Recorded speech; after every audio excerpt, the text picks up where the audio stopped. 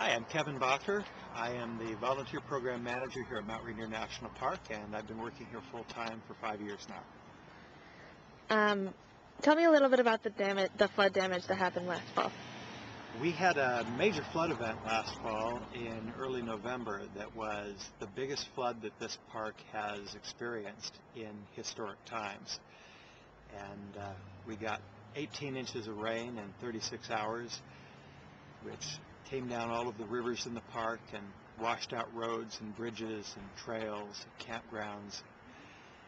Did a lot of damage to some of the park's infrastructure all over the park, and it was just amazing for those of us who work here because, you know, rain in the wintertime is not unusual here in Washington, but to get 18 inches of rain in 36 hours, that is just over the top. And we had never seen the rivers that high. We'd never seen them do the things that they did around the park in such a wide area as they did.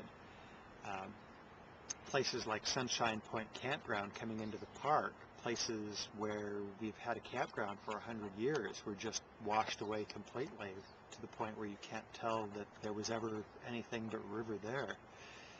So coming into the park the morning after the flood and just seeing things that had been here as long as anyone could remember gone, to the point where people coming into the park today can't tell that it was ever there. It was quite an experience.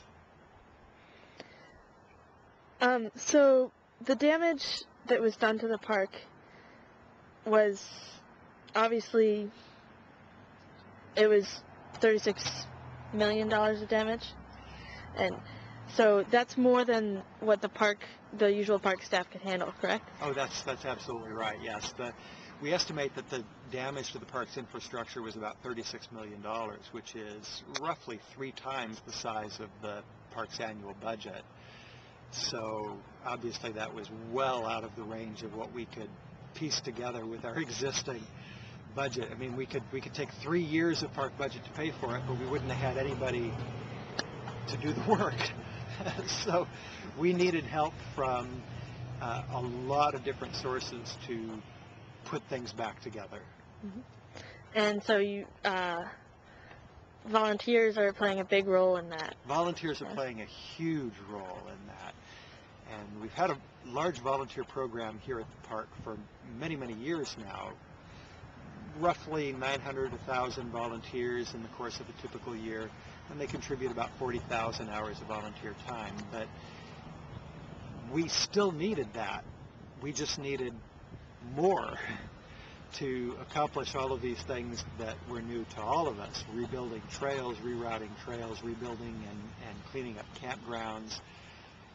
So fortunately, right after the flood, we didn't have to go out and beg people to come help us. Mount Rainier is such an icon here in the Northwest and is so loved by so many people that the offers, no pun intended, just came flooding in.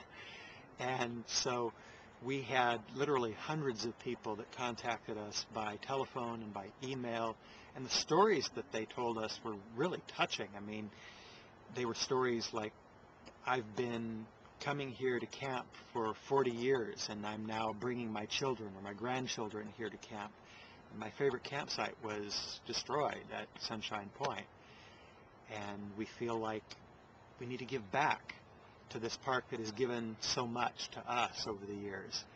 So many of the stories that we heard from people were along those lines. My grandmother's ashes are scattered here in the park, and I feel like this is our place and we need to give back. So our role was just to find a way to capture that enthusiasm and that interest and that support, and we've managed to do that this summer with the help of a very important partnership with the Student Conservation Association. What is SCA's role in the volunteer, in repairing the park?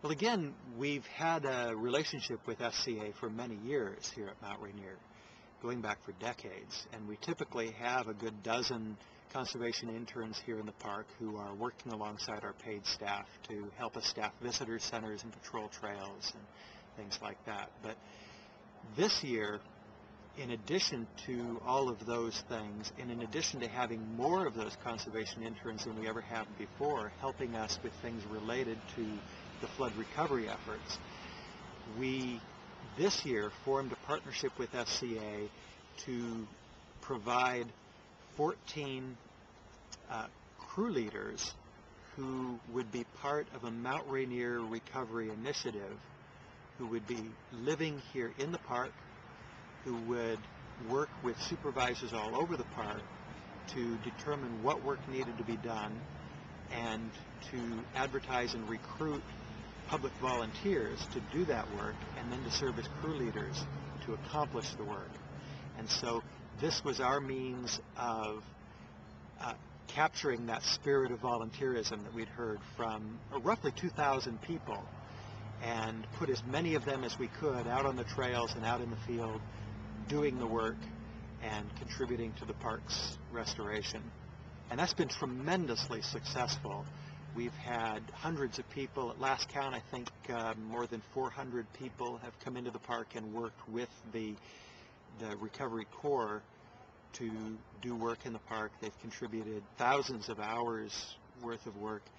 And just to give you a little bit of an idea of how significant this has been for the park, I was talking with Carl Fabiani, our trails foreman, just last week, and asked him what proportion of the trail restoration and rebuilding has been done by volunteers as compared to paid staff.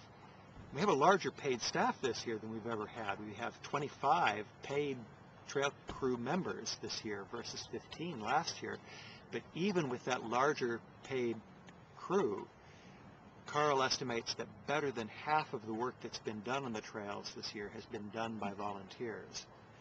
So to put it another way, as much as we've accomplished this year in rebuilding trails, and we've got a long ways to go yet, we would only be half as far along, and it would take us twice as many years to complete that rebuilding if we didn't have the help of volunteers, largely coordinated by the Student Conservation Association.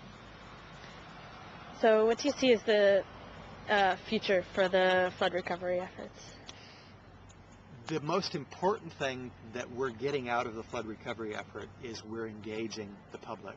We're providing people with an opportunity to connect with their park and to get involved with their park.